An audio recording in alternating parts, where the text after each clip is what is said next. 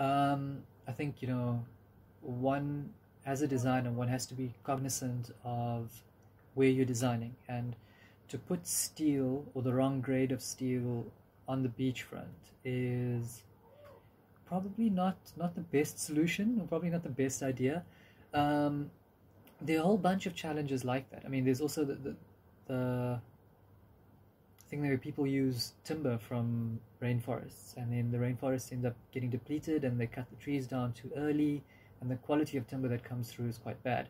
So there has to be a real reimagining, a real interrogation of what kind of materials we use where, that should be based almost less on trends and more on a concern for the climate and a concern for the environment.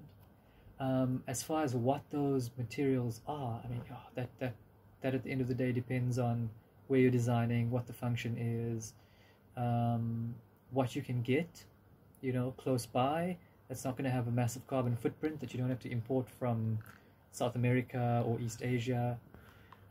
There's so many factors that come into play when thinking of these things that it becomes quite a fun exercise, actually, and it'll lead to like interesting and beautiful aesthetics, interesting and beautiful visuals.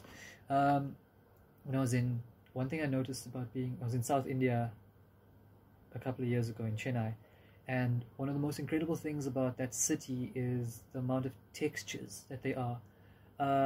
It feels so varied and so rich because people have used stone and brick in a way that you don't see anywhere else. It's very like there's a lot of ingenuity, and it's a lot of people doing what they feel like doing with a material that is quite prescriptive in itself. So it leads to like this, everywhere you look, someone's boundary wall will be this like really cool, interesting vibe, and someone will have this screen made of bricks that's like super cool, and it leads to a great experience and great memories in a place.